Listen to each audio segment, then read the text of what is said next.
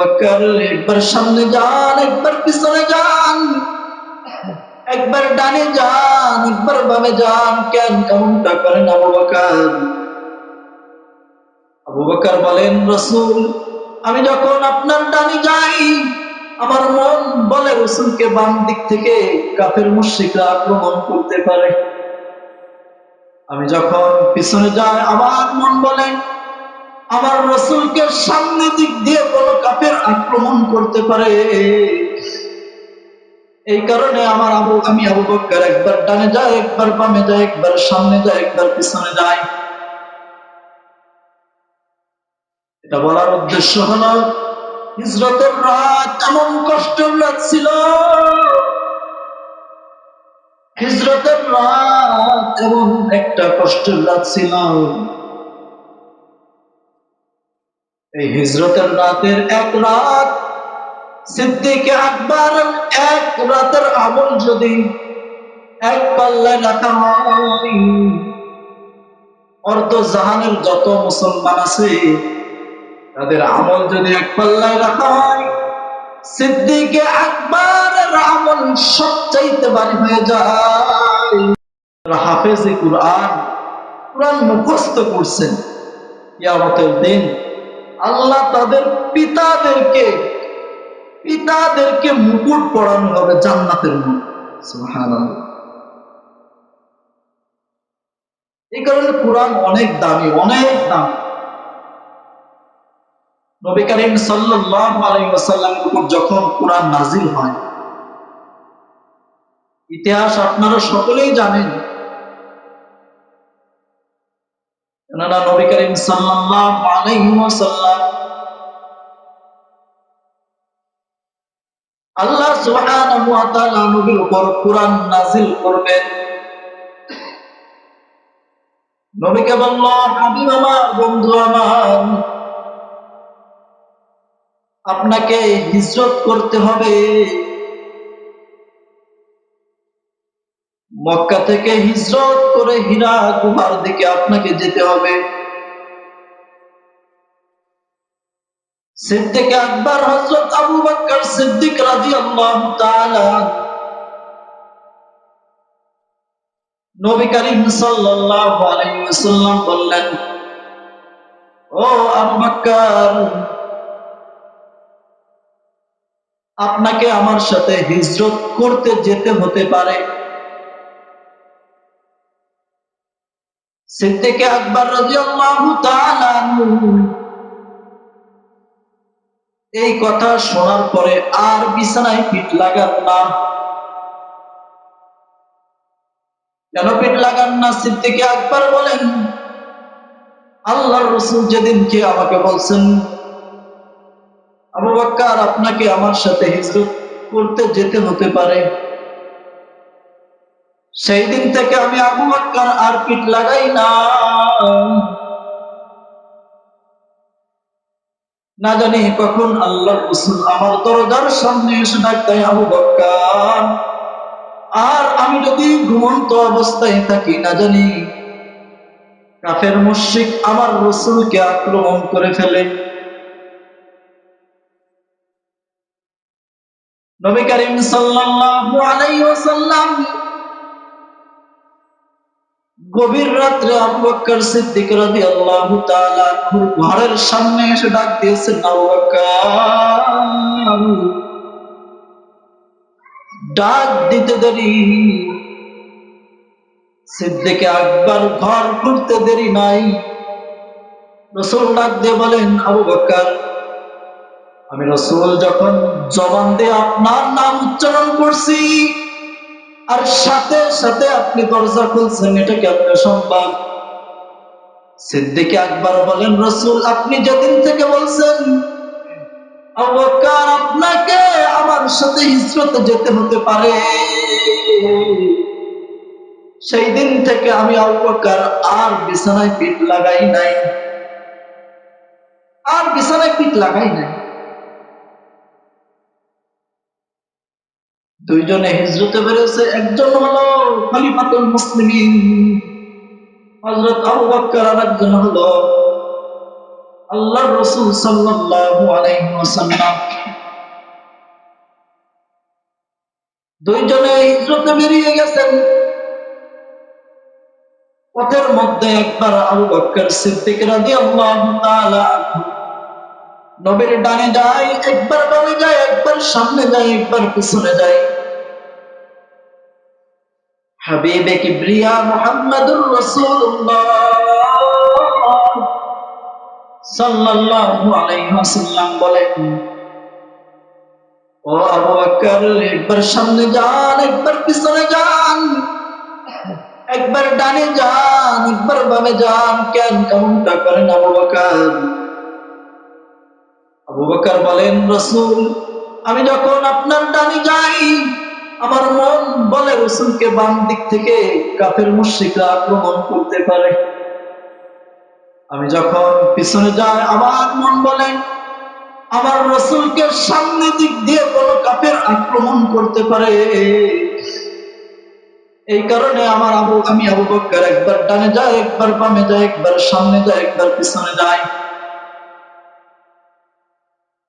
এটা বলার উদ্দেশ্য হলো হিজরতের রাত এমন কষ্টের রাত ছিল, হিজরতের রাত এমন একটা কষ্টের রাত ছিল। এই হিজরতের রাতের এক রাত সিদ্দিক আকবর এক রাতের আমল যদি এক পাল্লায় রাখা হয়, অর্ধ জাহানের যত মুসলমান আছে তাদের আমল যদি এক পাল্লায় রাখা হয়, সিদ্দিক আকবরের আমল সবচাইতে ভারী হয়ে যায়। এই হিজরতের মাধ্যমে হীরা বয়ে যাওয়ার পরে নবী করিম সাল্লাল্লাহু আলাইহি ওয়াসাল্লামের কাছে জিবরাইল আলাইহিস সালাতু ওয়াস সালাম আসলেন। আসার পরে সামনাসামনি বসলেন। বসার পর আল্লাহর থেকে যে বাণী আনলেন, নবী করিম সাল্লাল্লাহু আলাইহি ওয়াসাল্লামের আঁটু আর জিবরাইল আলাইহিস সালাতু ওয়াস সালামের আঁটু একত্রিত করল। নবী চাপ দিয়ে বললেন, জিবরাইল আলাইহিস সালাতু ওয়াস সালাম বললেন, ইকরা, নবী আপনি পড়ুন। নবী করিম সাল্লাল্লাহু আলাইহি ওয়াসাল্লাম বললেন, আমি পারি না, কি করব? ইকরা, আবারও চাপ দিলেন। আবারও বললেন, আমি পারি না, কি করব? আবারও চাপ দিয়ে বললেন, ইকরা বিসমি রাব্বিকাল্লাযী খালাক, পড়ুন আপনার প্রভুর নামে। নবী করিম সাল্লাল্লাহু আলাইহি ওয়াসাল্লাম সাথে সাথে 5টি আয়াত পড়ে ফেললেন। ইকরা বিসমি রাব্বিকাল্লাযী খালাক, খালাকাল ইনসানা মিন আলাক, ইকরা ওয়া রাব্বুকাল আকরাম আল্লাযী আল্লামা বিল কলম আল্লামাল ইনসানা মা লাম ইয়ালাম। কেননা ইতিহাস আপনাদের সকলের জানা আছে, কুরআন নাজিল হওয়ার ইতিহাস, এত কষ্ট, এত নির্মম অবস্থায় সাহাবীদের এই দিনগুলো কাটছেন। নবী করিম সাল্লাল্লাহু আলাইহি ওয়াসাল্লাম যখন তেলাওয়াত করতেন, কাফের মুশরিকরা বলতেন, লা তাসমাউ লিহাদাল কুরআন ওয়ালগাউ ফীহি লাআল্লাকুম তাত্তাকুন। এই খবরদার, খবরদার, এই মুহাম্মদ যখন তেলাওয়াত করে তোমরা তাদের সামনে দাঁড়াইবা না, যখন তেলাওয়াত করে সেখানে ভিড় করবা না, ভিড় তো করবা না। যখন তেলাওয়াত করবে তোমরা হট্টগোল লাগিয়ে দিবা, তোমরা মুহাম্মদকে তেলাওয়াত করতে দিবা না। মুহাদ্দিস বাংলা বলেন, এটা আবু জাহেল, আবু লাহাব, উতবা, শাইবার কথা নয়, এটা হলো ইবলিস শয়তান লানাতুল্লাহি আলাইহির কথা।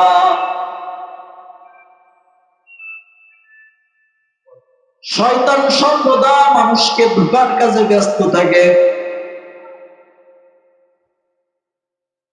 কেননা যখন ইবলিসকে আল্লাহ জান্নাত থেকে বিতাড়িত করলো,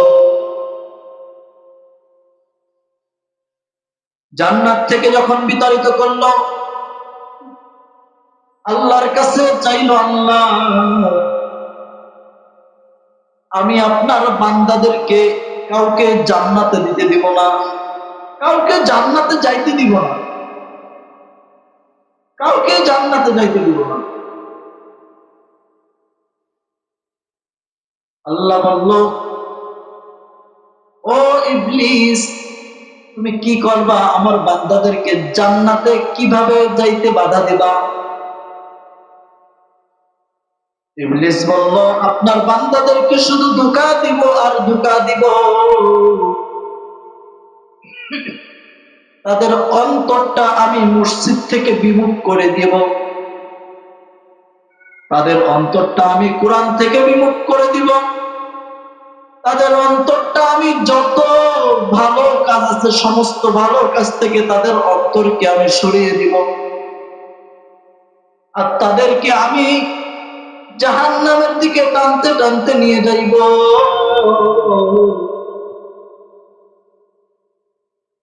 আল্লাহ বলেন, ইবলিস তোর কথা শেষ হয়েছে কিনা? তুই তো শুধু আমার বান্দাদেরকে ধোঁকা দিয়ে জাহান্নামের দিকে নিয়ে যাবি, এটাই তোর কথা।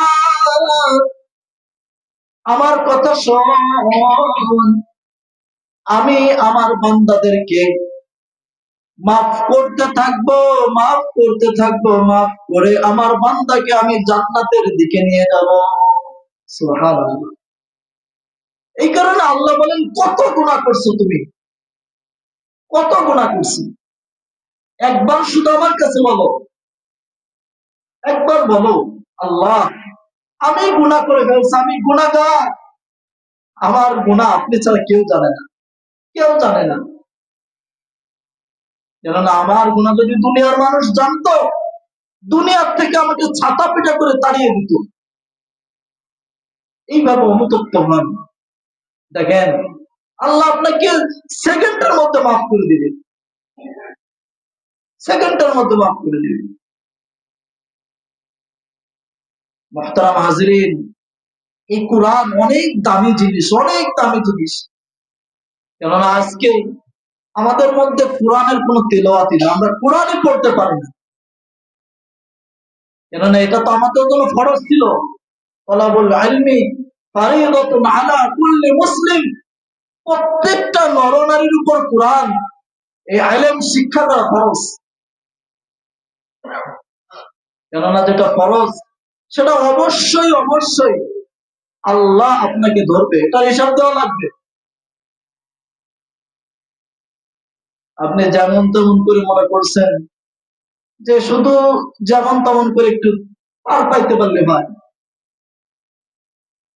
ভাই আল্লাহর প্রশ্ন, আল্লাহর জবাবের সম্মুখীন কেউ পার পাবে না।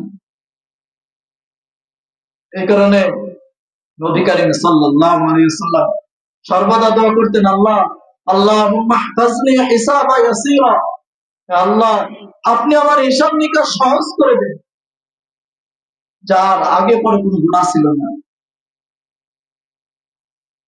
আর আমি আপনি মনে করি যে আমাদের তো কোনো গুনাহ নাই, নিষ্পাপ,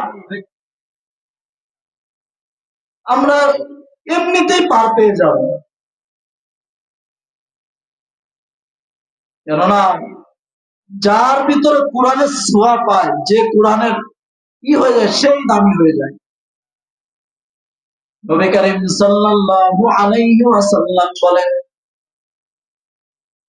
খায়রুকুম মান তাআল্লামাল কুরআনা ওয়া আল্লামা, যে কোরআন শিক্ষা করে এবং শিক্ষা দেয় সেই দামি। যে কোরআন শেখে সেও দামি, যে শিক্ষা দেয় সেও দামি। এই কারণে কোরআনের ছোঁয়া যদি আপনার ভিতর থাকে, আপনিও দামি হয়ে যাবেন।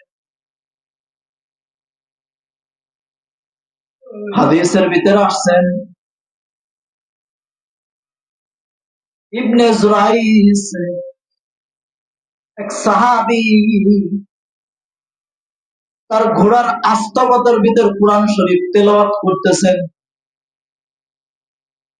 পাশে তার ছোট্ট একটা বাচ্চা শোয়া। ওই সাহাবী যখন আল্লাহর কালাম তেলাওয়াত করে, ঘোড়া ফালাইতে তালে থাকে, ফালাইতে তালে থাকে। আবারও যখন কোরআন তেলাওয়াত করে বন্ধ করেন, ঘোড়ার ফালান বন্ধ হয়ে যায়। ওই সাহাবী যখন আবারও তেলাওয়াত করে, ঘোড়া ফালাইতে থাকে, ফালাইতে থাকে। আবারও যখন বন্ধ করে, তার ঘোড়ার ফালান বন্ধ হয়ে যায়। সাহাবে চিন্তা করছে, ঘোড়া যদি ফালাইতে ফালাইতে আমার বাচ্চার উপর আক্রমণ করে অথবা পা ফেলে, আমার বাচ্চা মারা যাবে। সাহাবে কোরআন তেলাওয়াত বাদ দিয়ে ঘোড়ার কাছে এসে দেখে আসমানের দিকে এরকম তাকিয়েছে, দেখে একটা মেঘের দলা ঘোড়ার মাথার উপর এরকম ছায়া অবস্থা রয়েছে। সাহাবে লক্ষ্য করে দেখেন, শুধু মেঘ তা নয়, এরকম বাতির মতন জ্বলতেছে কিছু বাতি ওই মেঘের সাথে এরকম ঝলমল করতেছে। সাহাবে একটু তাকিয়ে এরকম দেখলেন, কিছুক্ষণ পর মেঘটা উপর দিকে উধাও হয়ে গেল। সকালবেলা নবী করিম সাল্লাল্লাহু আলাইহি ওয়াসাল্লামের কাছে যায়, বলতেছেন, আল্লাহর রাসূল, রাত্রে আমার সাথে এই এই এই হয়েছে। আমি যখন কোরআন তেলাওয়াত করতেছি, আমার ঘোড়া ফালাইতেছে ফালাইতেছে। আমি যখন কোরআন তেলাওয়াত বন্ধ করি, আমার ঘোড়া ফালানো বন্ধ হয়ে যায়। রাসূল বলতেছেন, তুমি যদি আরো একটু তেলাওয়াত করতে। সাহাবী বলেন, রাসূল আমি তেলাওয়াত করছি, ঘোড়া আবারও ফালাইতেছে। রাসূল বলেন, যদি আরো একটু তেলাওয়াত করতে। সাহাবী বলেন, আরো তেলাওয়াত করছি, ঘোড়া ফালাইতেছে। রাসূল আবারও বলতেছেন, সাহাবী যদি আরো একটু তেলাওয়াত করতে। সাহাবী বলতেছেন, রাসূল আমি তেলাওয়াত বন্ধ করে দিচ্ছি, যদি ওই ঘোড়ার পা আমার বাচ্চার উপর পড়ে তাহলে আমার বাচ্চা ক্ষতিগ্রস্ত হতে পারে। নবী করিম সাল্লাল্লাহু আলাইহি ওয়াসাল্লাম বলতেছেন, সাহাবী শোনো,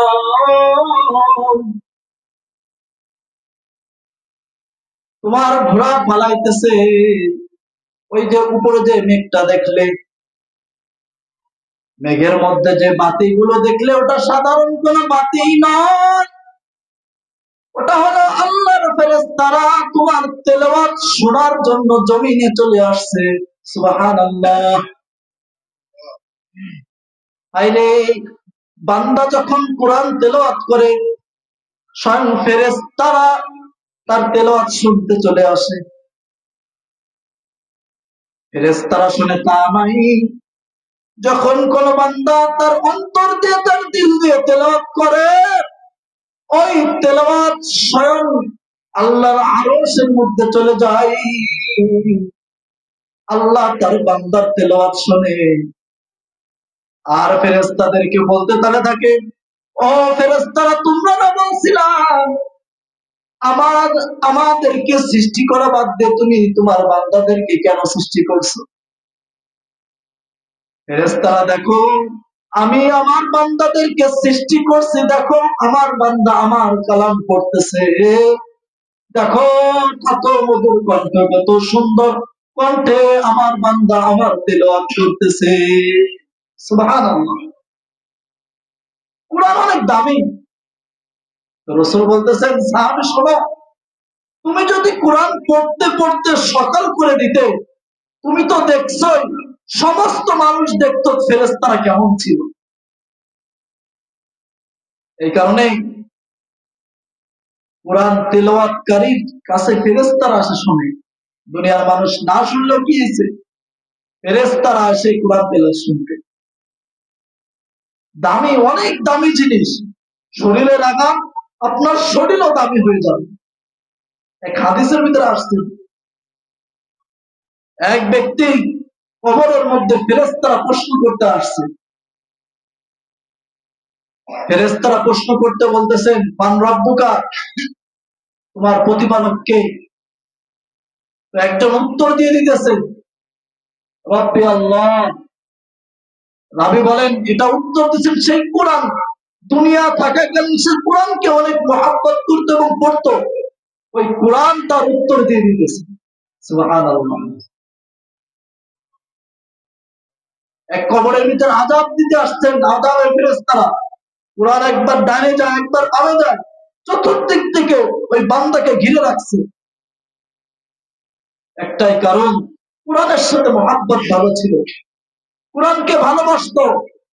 আজকে দেখেন, আমরা তো পারি না আমাদের ছেলে সন্তানদেরকে কোরআন ভালোবাসা শিক্ষা দিতে পারতেছি। সামনের জাতি কি হবে? কেননা ছেলে সন্তানদের যদি আলেম শিক্ষা না দিতে পারেন, একটা সময় আপনার ছেলে সন্তান এই দিন থেকে বিতাড়িত হয়ে যাবে, এই দিন থেকে সরে যাবে। কেননা আপনার তো উচিত ছিল আপনার সন্তানকে এই দোয়াটাও শেখানো, রব্বিল হামহুমা কামা রাব্বায়ানি সাগীরা। আপনি যখন মারা যাবেন, যেন আপনার কবরের পাশে একবার সূরা ফাতিহা, সূরা ইখলাস 3 বার পড়ে যেন একটু দোয়া করতে পারে। এটা তো উচিত ছিল আপনার। আপনি ইঞ্জিনিয়ার, ডক্টর যাই বানান, কোনো সমস্যা নাই, কিন্তু এটা উচিত যেন আপনি মরার পরে আপনার সন্তান দাঁড়িয়ে জানাজার নামাজটা পড়াইতে পারে।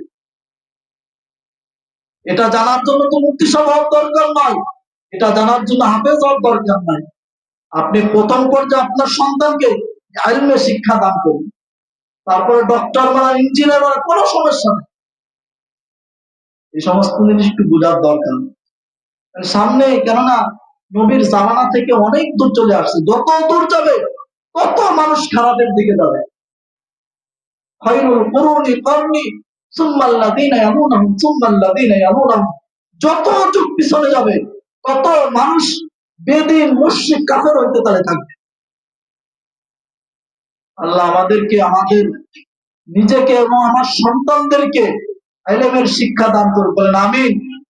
এবং আপনাদের অনুগ্রহ না থাকলে আপনার সন্তান শিখতে পারবে না।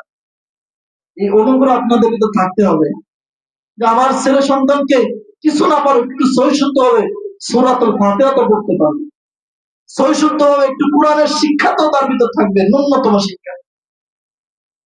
আল্লাহ আমাদেরকে ইলম শিক্ষা করার তৌফিক দান করুক, আমিন।